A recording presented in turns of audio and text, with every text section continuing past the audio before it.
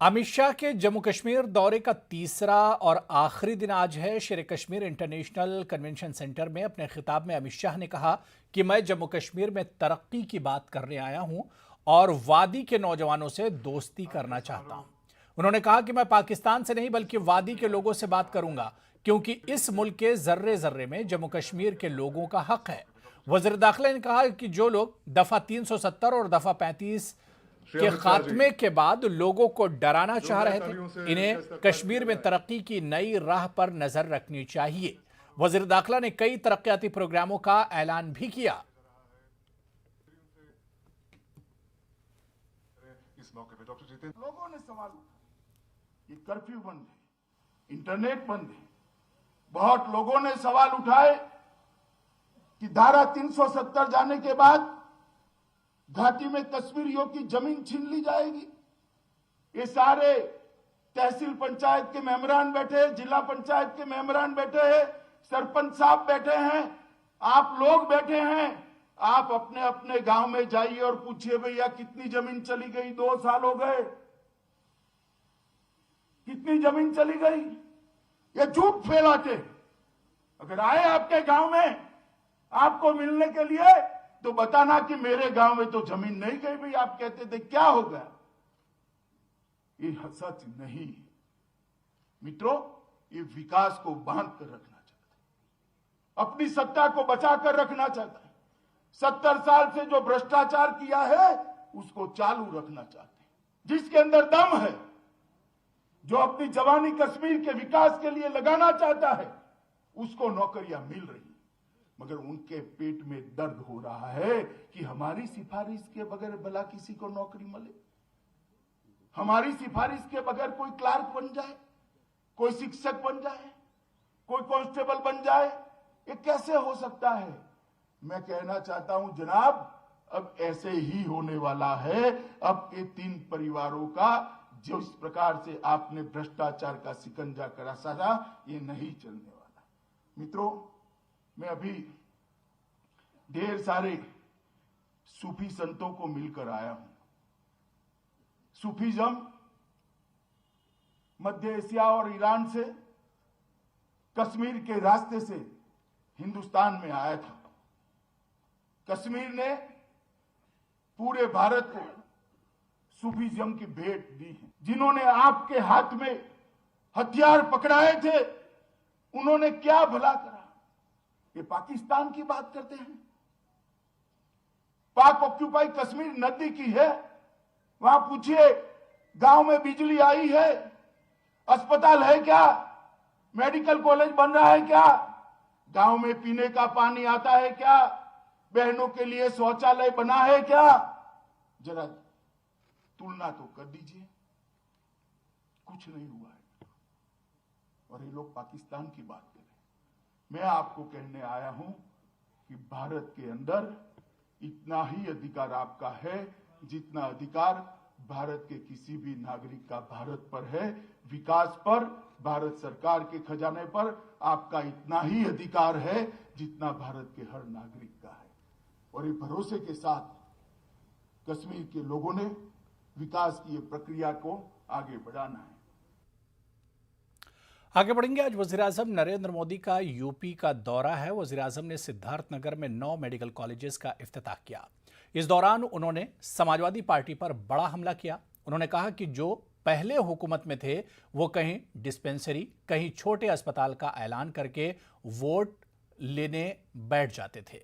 PM Modi ने कहा कि बरसों या तो इमारत नहीं बनाई गई, अगर कोई इमारत थी भी तो मशीनें नहीं थी, अगर दोनों काम किए गए तो कोई डॉक्टर और दीगर अमला नहीं था। आज का दिन पूर्वांचल के लिए, पूरे उत्तर प्रदेश के लिए आरोग्य की डबल डोज लेकर आया है। आपके लिए एक उपहार लेकर आया है। यहां सिद्धार्थनगर में यूपी के 9 मेडिकल कॉलेज का लोकार्पण हो रहा है। इसके बाद पूर्वांचल से ही पूरे देश के लिए बहुत जरूरी ऐसा मेडिकल इंफ्रास्ट्रक्चर की एक बहुत बड़ी योजना शुरू होने जा रही है और उस बड़े काम के लिए मैं यहां से आपका आशीर्वाद लेने के बाद, इस पवित्र धरती के आशीर्वाद लेने के बाद, आपसे संवाद करने के बाद काशी जाऊंगा और काशी में उस कार्यक्रम को लॉन्च करूंगा। तो वहीं सिद्धार्थनगर में इफ्तिताही तकरीब में वज़ीर-ए-आज़म नरेंद्र मोदी से कबल यूपी के वज़ीर-ए-आला योगी आदित्यनाथ ने खिताब किया। उन्होंने कहा कि यूपी में मजीद 30 मेडिकल कॉलेजेस पर काम चल रहा है। उन्होंने कहा कि यूपी हुकूमत की हुसूलियाबियों को उजागर किया। मंत्री जी की अनुकंपा से 30 मेडिकल कॉलेज भारत सरकार के सहयोग से प्रधानमंत्री स्वास्थ्य सुरक्षा योजना के अंतर्गत उत्तर प्रदेश के अंदर खुल रहे हैं,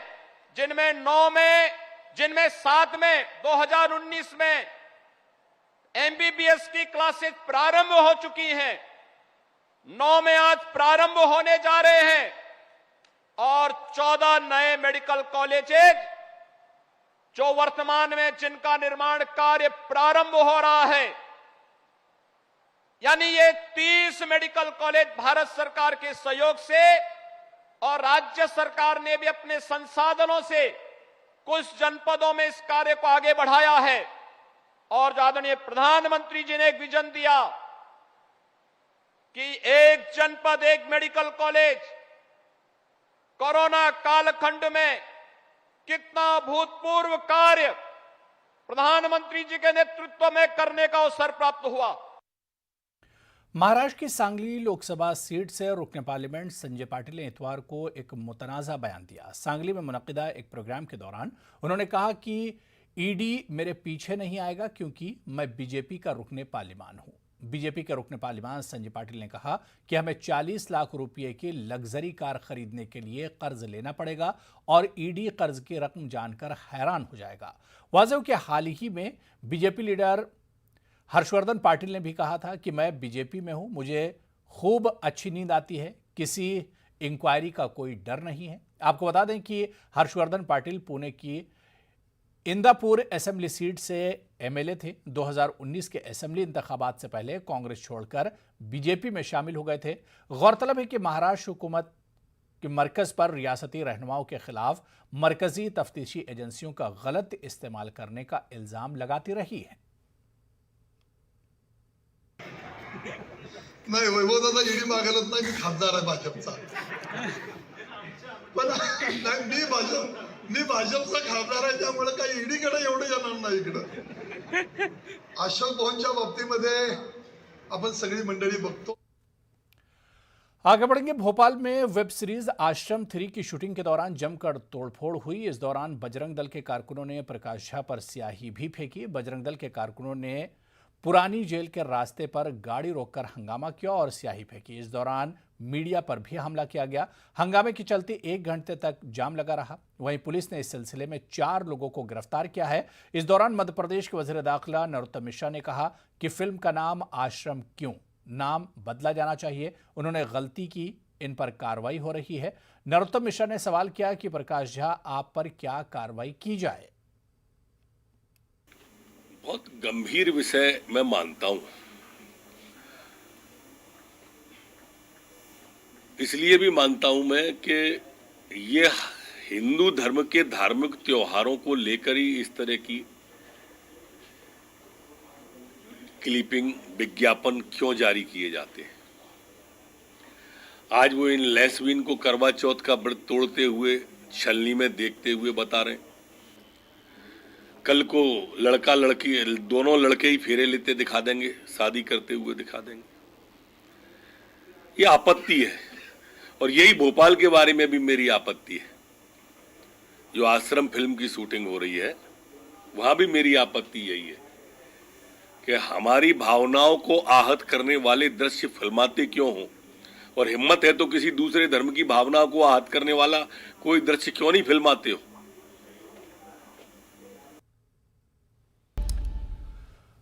कानपुर के लक्ष्मीपुरवा इलाके में गंदगियां आम बात है। यहां की गलियों में गंदगी की तस्वीर बीमारियों की दावत दे रही है। बारिश के मौसम में घरों में पानी भर जाता है, हालांकि नागुफ्ता भी हो जाते हैं हालात। लक्ष्मीपुरवा में करीब 500 गरीब घर बीमारियों से परेशान हैं।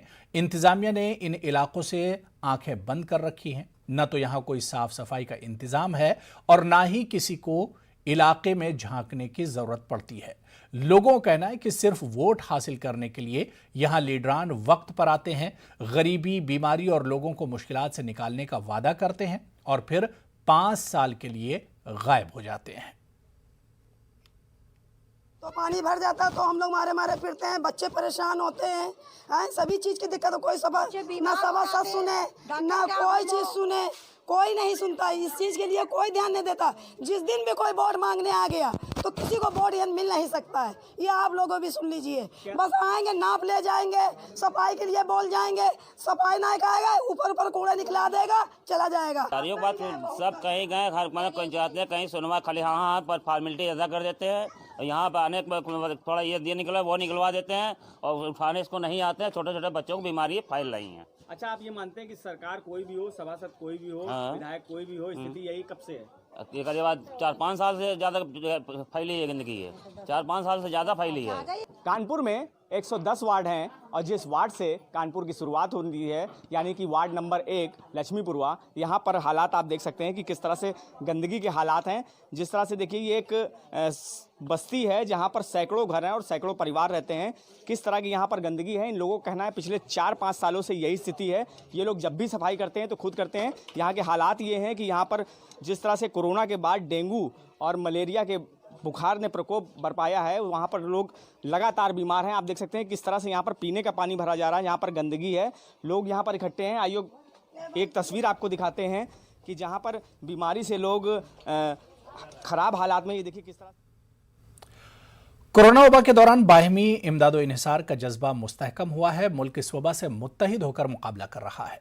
टीकाकारी के ऐलान के बाद हम बेहतर ताउन करें, जिससे हम कोरोना को मात देने की जानिब कदम बढ़ा सकें। नेटवर्क 18 इस मुहिम में हर कदम पर आपके साथ रहेगा। जब तक सभी महफूज नहीं, तब तक कोई महफूज नहीं होगा। इसी सोच की बुनियाद पर हमारी मुहिम संजीवनी का मकसद ये यकीनी बनाना है कि वैक्सीन पाना सभी हिंदुस्तानियों का हक है।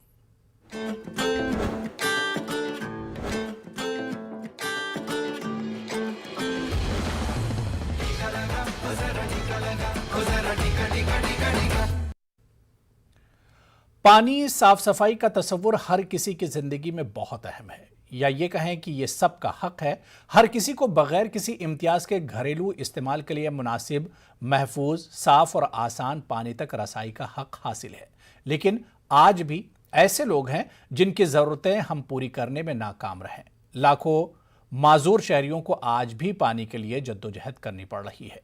अरमान अली माजूरों के हुकूक के कारकुन पॉलिसियों में तब्दीली के मरहले पर काम कर रहे हैं।